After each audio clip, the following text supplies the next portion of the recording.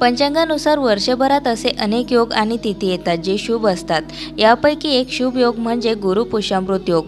पंचांगानुसार या योगाचे विशेष महत्त्व आहे। हा योग शुभ कार्य, गुंतवणूक, नवीन व्यवसाय सुरू करण्यासाठी किंवा सोने, नवीन घर खरेदी करण्यासाठी खूप शुभ आणि महत्त्वाचा मानला जातो।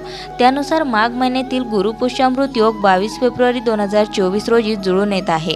पुष्य नक्षत्र हे देवतांनी पूजलेले नक्षत्र मानले जाते। चला जाणून घेऊया या दिवशीचे खरेदीचे महत्त्व आणि उपाय। 7 प्रमुख योगांपैकी एक म्हणजे गुरु पुष्यामृत योग। धार्मिक मान्यता तसेच पंचांगानुसार महत्त्वाच्या 7 शुभ योगांमध्ये गुरु पुष्यामृत योग प्रमुख आहे। हा योग गुरुपुष्य योग, गुरुपुष्य नक्षत्र योग, गुरु पुष्यामृत योग आणि गुरुपुष्य अमृत योग नावांनी ओळखला जातो। शुभ कार्य, गुंतवणूक, व्यवसाय आणि खरेदीसाठी हा योग विशेष आहे। हे नक्षत्र इतके शुभ आहे की देवताही पुष्य नक्षत्राची पूजा करतात। या योगात गुंतवणूक आणि खरेदीसाठी केल्यास अनेक पटींनी लाभ होतो। त्यानुसार माघ महिन्यातील गुरु पुष्यामृत योग 22 फेब्रुवारी 2024 रोजी सकाळी 6:48 पासून ते दुपारी 4:43 आहे। गुरु पुष्यामृत योगाचे महत्त्व। ज्योतिषशास्त्रानुसार गुरु पुष्यामृत हा योग खूप शुभ मानला जातो। गुरु ग्रह पुष्य नक्षत्राचा अधिपती आहे। देवगुरु बृहस्पती पद, प्रतिष्ठा, यश, संपत्ती आणि शुभतेचा कारक आहे। जेव्हा हे नक्षत्र गुरुवारी येते तेव्हा गुरु पुष्यामृत योग तयार होतो। गुरु पुष्यामृत योगात करा हा उपाय।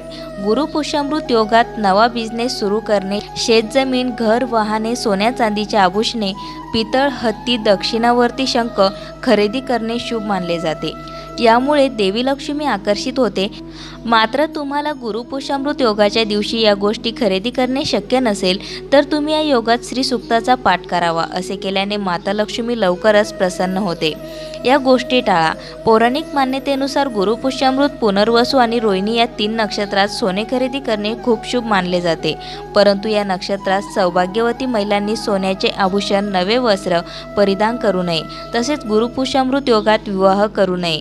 पुष्य नक्षत्राला ब्रह्माचा शाप मिळाला होता, त्यामुळे या नक्षत्रात केलेला विवाह यशस्वी होत नाही अशी मान्यता आहे। सोने खरेदीने उजळते भाग्य। हिंदू धर्मात तिथी आणि तिथीला जुळून येणाऱ्या प्रत्येक योगाला महत्त्व आहे। ज्योतिषशास्त्रानुसार सर्व 27 नक्षत्र आहे। यात पुष्य नक्षत्र श्रेष्ठ मानले जाते। या शुभ योगात विवाह वगळता कोणतेही काम सुरू करण्यासाठी पुष्य नक्षत्र हा सर्वोत्तम ठरतो। मान्यतेनुसार अभिजित मुहूर्त हा नारायणाच्या चक्र सुदर्शना इतकाच शक्तिशाली आहे। मात्र गुरु पुष्यामृत योग त्यापेक्षा सर्वोत्तम मानला जातो। अशात 22 फेब्रुवारी रोजी हा गुरु पुष्यामृत योग जुळून येत आहे। या योगात सोने किंवा इतर संपत्ती खरेदी करणे खूप शुभ मानले जाते। मान्यतेनुसार या योगात सोने खरेदी केल्याने ते कायम राहते, त्यात कोणतेही नुकसान होत नाही। हीच बाब चांदी, घर किंवा इतर संपत्ती खरेदीसाठी लागू होते। यासह या दिवशी संपत्ती खरेदी केल्याने संपत्ती कायम राहते, त्यात कोणतीही कमतरता होत नाही। तसेच या दिवशी केलेल्या प्रत्येक कामात यश मिळते। गुरु पुष्यामृत योगात या गोष्टी करा। गुरु पुष्यामृत योग असताना लक्ष्मी नारायणांची पूजा करा। पूजेमध्ये ओम श्रीम ह्रीम दारिद्र्य विनाशिने धन धान्य समृद्धी देही देही नम या मंत्राचा 108 वेळा जप करावा। यामुळे महालक्ष्मी आपल्यावर प्रसन्न होते आणि आर्थिक संबंधित समस्या दूर होतात। गुरुपुष्य योगाच्या दिवशी घराबाहेर स्वस्तिक चिन्ह बनवा आणि दक्षिणावर्ती शंखाची पूजा करावी। शंखाला भगवान विष्णू आणि आई लक्ष्मी यांचा आशीर्वाद असतो, त्यामुळे रखडलेले किंवा अडकलेले आर्थिक व्यवहार पार पडतात असे सांगितले जाते। गुरुपुष्य योगाच्या दिवशी दुकानात किंवा व्यवसाय करतो त्या ठिकाणी पारद लक्ष्मी मूर्तीची स्थापना करावी। यामुळे आर्थिक संकट दूर होते। नोकरी मिळवण्यासाठी किंवा नोकरीमध्ये प्रगती होण्यासाठी देखील गुरुपुष्य योगात पारद लक्ष्मीची पूजा करू शकता। एकाक्षी नारळाला देवी लक्ष्मीचे रूप मानले जाते।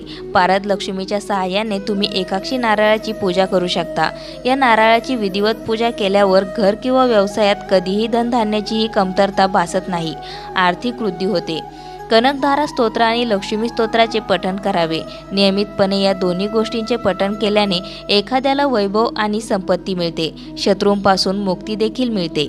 अशाच नवनवीन माहिती व्हिडिओसाठी मंगलम या चॅनलला सबस्क्राईब करून बेल आयकॉनला जरूर प्रेस करा।